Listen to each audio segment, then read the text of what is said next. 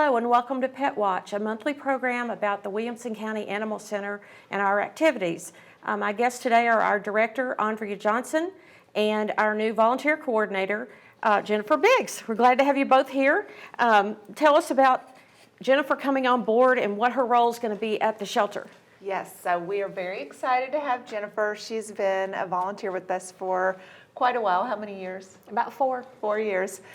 She started with us as a dog volunteer, and we have been, as you know, without a volunteer coordinator for a while, and Jennifer really stepped in and took a leadership role in the organization, and we were lucky enough to be able to bring her on as an employee, and we're glad to have you.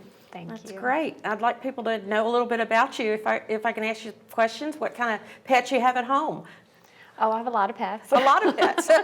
Okay. I have 4 dogs, 2 of which come from the Williamson shelter, and 2 cats, and 4 goats, and a bunny that also came from the shelter. Okay.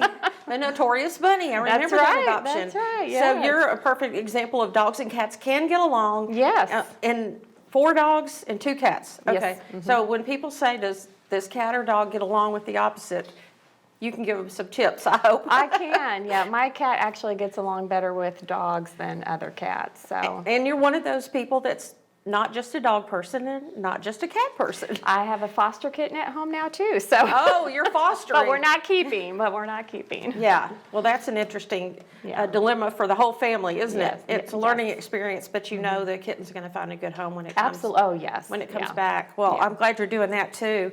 As volunteer coordinator, I guess people don't really know the scope of our volunteer program. It's not just 8 or 10 people. Oh, It's no. hundreds of people. So how many people would you say that we currently have volunteering for both dogs and cats together? So if you consider just our active pool, because obviously people get involved and then other things happen in their life, but if you consider our active pool, we probably have about 200. And that's people that are coming in consistently. Yeah, and there's more to volunteering than just dog walking or petting a cat. So can you tell us a little bit about the scope of the program? What are the things that volunteers do that we depend on them for? So, I mean, obviously the large majority of our volunteers are going to be those that come in and walk the dogs and socialize the dogs and come in and play with the cats, socialize the cats and kittens, work with adopters. We also have people up at the front in the lobby being greeters and welcoming people and helping them fill out applications. And we have a lot of people behind the scenes that help us with pet profiles and getting good pictures and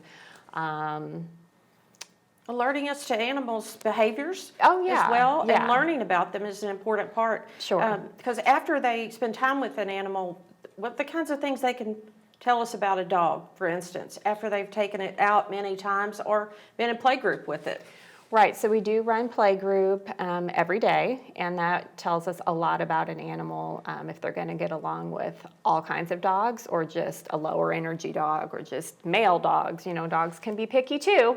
And outside of playgroup, we can learn, and it's important to know what their energy level is, if they're going to do well on a leash for people that are in apartments and are going to be walking a dog, if they get along well with kids. And we do have volunteers that come in with their kids. And so those are really relevant, important things to know when someone comes in with some specific items that are important for their new family pet. Yeah, and you know, the matches are made in so many different ways. And sometimes people will see an animal on Pet Finder and they, oh, that's the perfect dog for me. They'll come in and say, I want to see this dog. And then after they meet it, maybe the magic's not there, or maybe there's a little energy level problem, or Sure. maybe they see another dog while they're there. And that happens all the time. But we're just grateful that dog brought them in. And, Right. and you know what? Sometimes it's going to take a couple visits to find, I mean, you're bringing an animal into your home that is going to become a part of your family. It's not like picking out a new jacket. Right. It looks good, so I'll take it home. What are the other things, and Ondrea, you weigh in on this, what else kind of shapes a family's decision when they come in and look at a dog? What other things are our volunteers and our staff asking them? Well, we're hopefully asking about their lifestyle because a lot of people do, I find a lot of people start their search based on a picture they saw. So, oh, I connect with that. That dog's so cute, or that cat's fluffy, and I always wanted a fluffy cat. But, if you're the type of person who likes to spend your weekends, on Netflix marathons, you probably don't want to come in and take home, a single kitten that's going to be bouncing off the walls and wanting somebody to play with it. You might take 2 kittens because then they can entertain themselves. Right, or a puppy. That Or a puppy, requires right, constant training exactly. and taking outside Right. and potty training. And So we really have worked hard to take down any barriers to adoption. So we don't have any hard and fast rules that says, oh, you don't have a fenced yard, you can't adopt a dog. But, if you do have if you live in an apartment and you want to take home, say, for example, Margot, the dog that is in my office, you're going to have to really show us that you have some dog savvy and you can handle a dog that might be reactive on leash. A dog like Margot would probably do better in a home with a fenced yard where she doesn't have to interact with strangers on a daily basis. But that's not to say that we don't have any dogs that would do great in apartments. We have, great dogs for just about any situation. So part of that conversation really is just about matching you with the right behavior, not necessarily the look of the animal. right, and our volunteers play a critical role in that because we don't really have the staff to get down to the nitty gritty with every adopter and every dog and make the match. And our staff is busy with the daily care of the animals, Right. but the volunteers are spending the quality time with Right. them. And after you mentioned play group, and at play group, you learn from the actions of the dog, but you also make notations of that for the staff and for the pretty pictures on the internet. We take a realistic approach to how animals behave. And I think people would be amazed, like you mentioned, Margot, that they would be amazed with the volume we have, that we still know every individual animal, whether they're there a week or whether they're there 3 months before they find their forever home. We know a lot about them.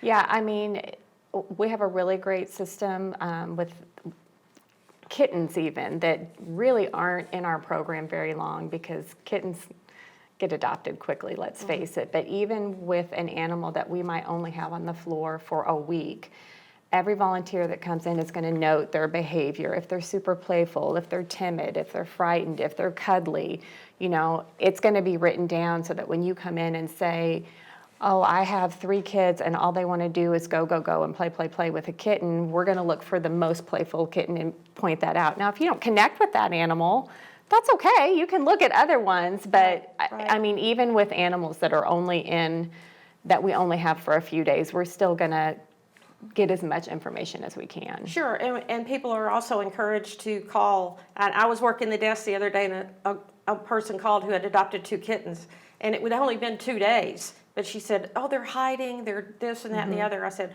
let me let you talk to somebody because that's completely normal. They've been fostered at someone's home, they came to the shelter for 1 day, and now they're at your house, and they have hardly had time to get used to it. Right. And I'm not a cat, clairvoyant expert, but I knew enough to say, that's completely normal. Let Sure. me have somebody talk to you that knows cat behavior. So it's good that we have people on our staff that can say, they're just learning. Yeah. They're hiding, that's fine. Yeah.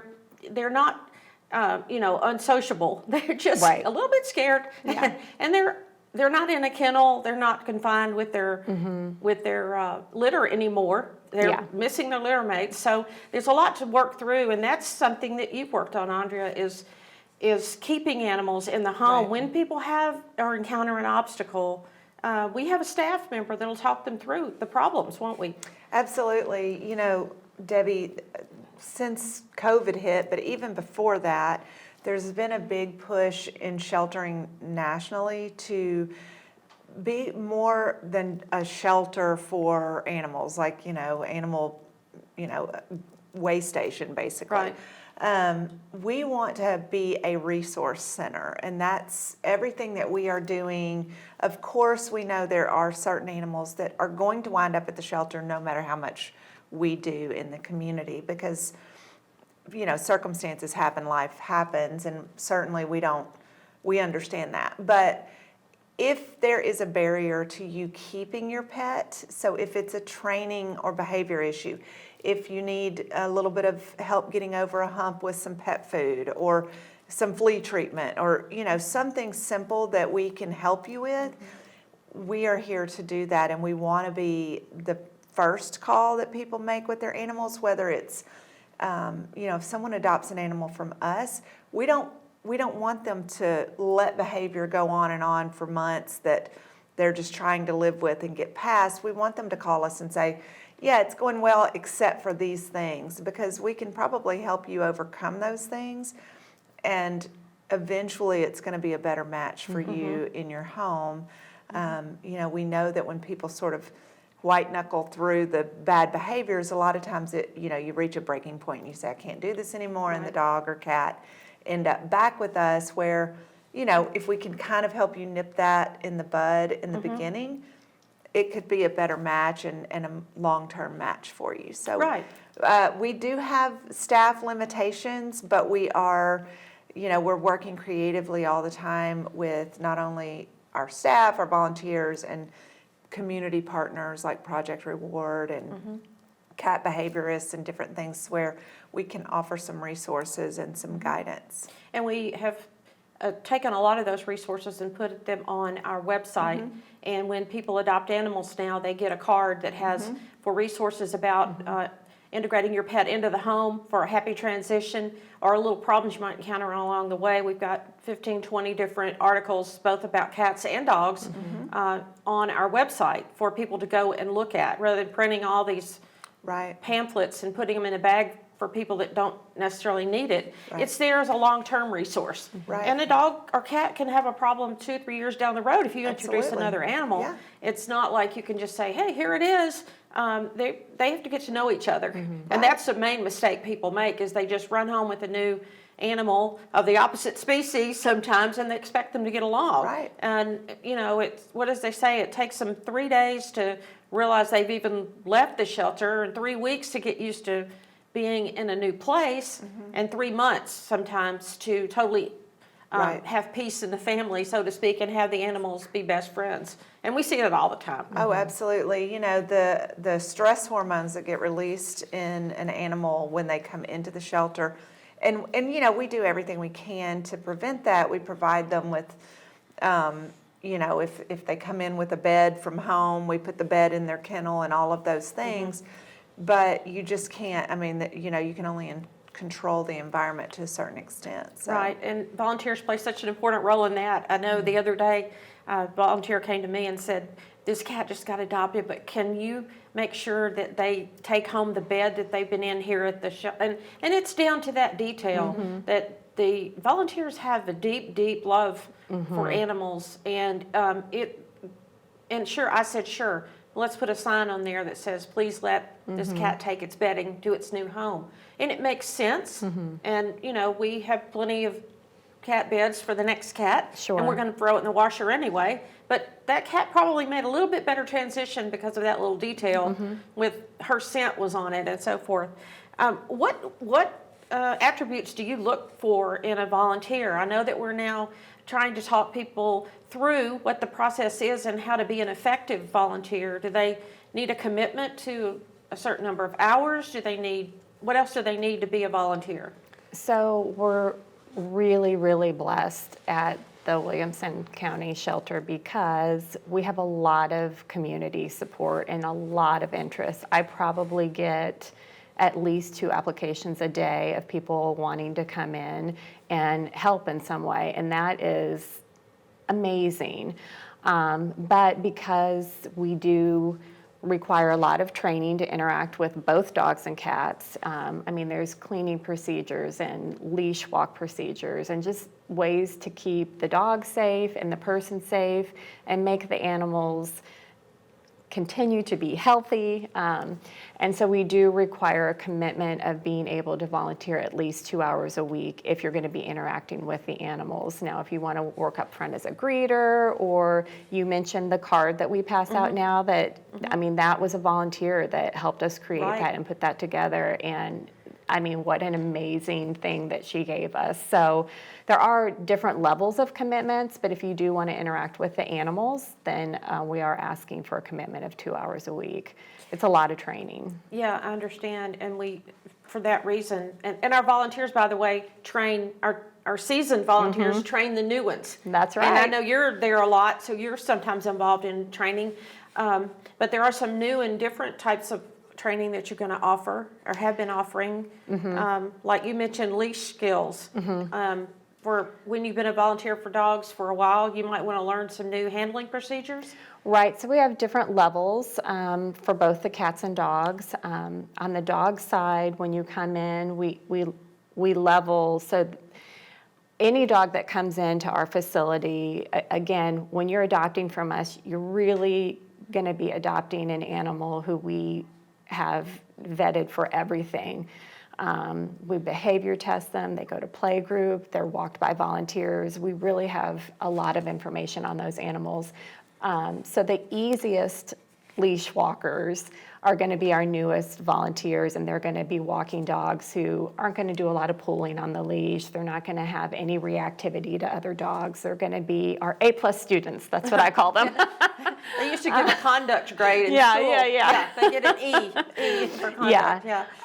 And some people stay, that's a red apron level, and some people will stay at that level the whole time they volunteer. And that's great. There's absolutely nothing wrong with that. Some people are ready to move on, move me up. I'm ready for the next step. And so they will have to put in a minimum of number of hours and go through a secondary training. But in addition to that, we're offering classes on how to do meet and greets. So if you have an animal in your home and you're wanting to adopt an animal, we do ask that you bring your animal in and we do a little meet and greet, make sure everybody's going to get along well, and that's done on neutral ground and very safe then. Or you can do leash skills training, or you can do training on working with a fearful dog. On the cat side, we have a cat behaviorist coming in soon. And so there are a lot of ways to learn and grow. When I started volunteering at the shelter, I really thought I was very knowledgeable because I'd owned dogs all my life. And what I learned was I didn't know much.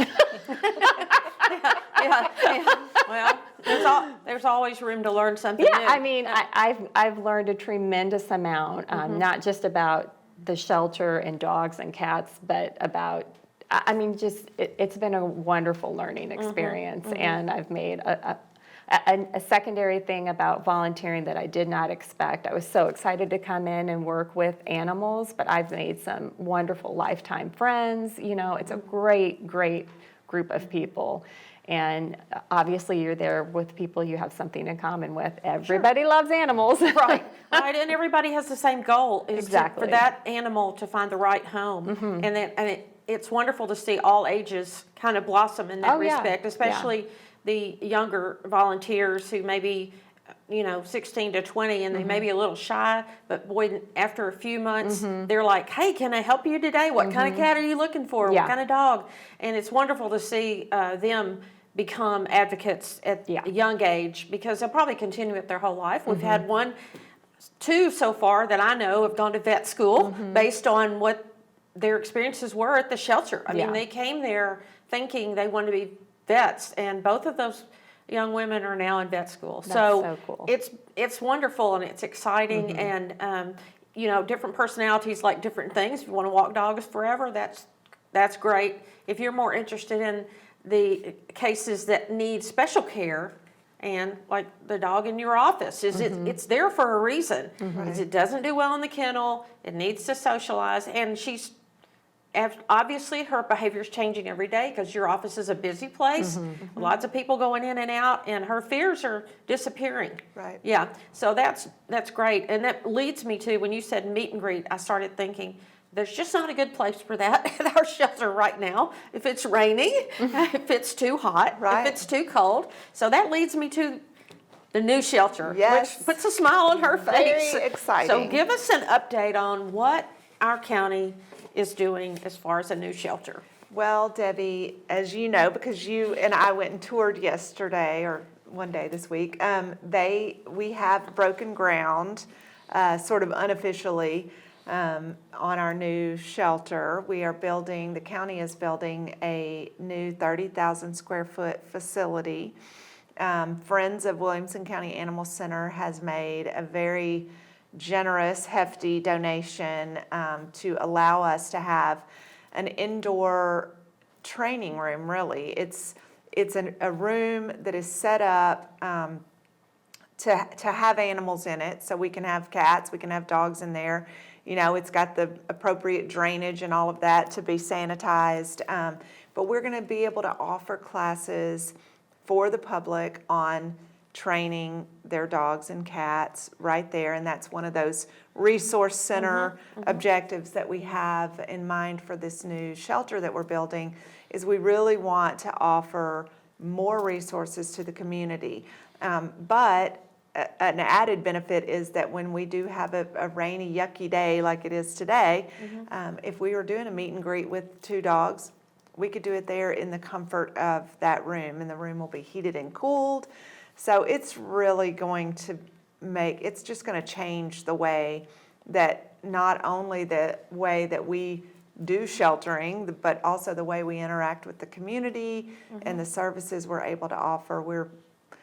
We say probably every day, well, when we get in the new building, Yeah. we'll do this. Yeah. As you know, Jennifer is kind of hoteling her desk because we don't have space for anyone, and we literally have people sitting in bathrooms now, or what used to be bathrooms, that we've turned into offices. So we've maxed out what we can really offer the community in this current facility. So we're just so excited that we were able to get this building. Yeah, we've toured the location, and our viewers need to know it's on Old Charlotte Pike, where it meets Del Rio. Right, Carlisle Okay. Lane. Carlisle Lane and Old Charlotte, okay? And if you go down Carlisle and turn left on Old Charlotte Charlotte, Pike, you will see a dirt road cut in there. Can't go there yet. Right. But there's a beautiful wooded area, and the shelter is set back from the street, but you can see it from the backside when the Right. Mac Hatcher Right. exchange is open. And it's exciting, Debbie, because we'll be very visible from Mac Hatcher, but the city of Franklin has put in a walking trail, and the path is actually already paved, so we were able to really see how close that walking trail is going to be. We're going to have a public dog park there at the shelter, so you'll be able to access the dog park from that walking trail, and it's just going to be a really great location for the community to interact with us, not only if you're coming to adopt an animal, but if you're coming with your dog to play in the dog park, or if you're just out for a walk and you want to come and sit outside. We have outdoor catios in all of our free roaming cat rooms at the new shelter, and there will be benches out there. So if you're just out for a stroll and you want to come and just sit and watch the cats play on their catio, there are going to be a lot of ways for the public to interact with us, even if you aren't coming to adopt an animal. Yeah, and there's the indoor training room, there's an expanded vet clinic, which we desperately need, because we Right. are doing a lot of community spay-neuter programs, and we need more space for that. Right. And there's even an education room where we Right. can have classes, we can have summer programs for Right. kids. And of course, there's expanded office space for those people like Jen. You will have an office in the new center, don't worry. And the dog area is separated from the cat area. Right. So right now, we parade animals through the lobby to get them from their kennel Right. to the vet's office and back, which is not ideal. So you had a lot of Shelter Planners of America contributed to this project and brought in the basics and worked Right. with the architects and Right. engineers and contractors about what features are the best. So this is so exciting. It is. You've been all over, visited other shelters, Right. you've looked at every piece of equipment and put your list together, and we're just so thankful Absolutely. that the county has responded to that. So we can hopefully look about a year to 18 months They're in the telling future. us Okay. November of next year that we will be moving in, so Wow. Wow. we're going to keep our fingers crossed Okay. that the weather is kind to us. Okay, we'll hope for that. I want to conclude for a couple of minutes and tell you about what's happening at the shelter. We mentioned volunteering, but on our website, adoptwcac.org, there's a lot more. You can fill out the application there to become a volunteer. You can fill out an application to adopt an animal. You can make a donation or fill out a foster application. So there are a lot of ways to help the shelter, and whatever appeals to you is great with us. We'll work with you and try to find a slot that meets your needs. You can look at all the photos and the biographies of all our animals. I call them biographies, they're profiles, but they're great detail given there about the dogs and cats, so you can find the perfect match for your home. We're active on Facebook, Instagram, and Twitter as well. And if you follow us there, you'll know that our monthly rabies clinics are scheduled for the last Saturday, with exceptions on the holidays, for the following dates. October 31st, on Halloween Day, we'll have one. November 21st and December 19th. So if your dog is or cat is in need of a rabies shot, they're $10. And I also urge people to come to those clinics and get a microchip. The best way for your animal to be reunited with you is a microchip. They're only $15 on those days at the shelter.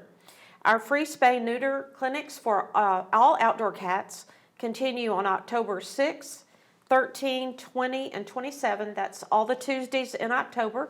And you can contact Samantha at the shelter at extension 3, and she will set your appointment up for this free service for any outdoor cat. October is also Subaru Loves Pets Month at Durrell Waltrip Subaru in Franklin. It's a great time to adopt a pet, and our animal center will receive $100 from Darrell Waltrip Subaru and the Subaru Company for every dog adopted in October at our shelter. So we thank our friends at Darrell Waltrip Subaru for that opportunity. We'll also have Mars Pet Care Adoption Weekend on October 17th and 18th. We'll be doing a lot of virtual adoptions. Will be fun. We'll be showcasing animals through that weekend, and you can find more about them and come over to the shelter and adopt. And every adopter will get an adoption goodie bag from Mars Pet Care. We'll also be in downtown Franklin on Halloween for Paint the Town Orange. We'll be over at the Visitor Center at 400 Main Street for some Halloween pet fun. So look for the details on that at adoptwcac.org or our Facebook page. I thank my guests today for telling us about our new shelter, about our volunteer program, and I hope you learned something, and I hope to see you next time on Pet Watch.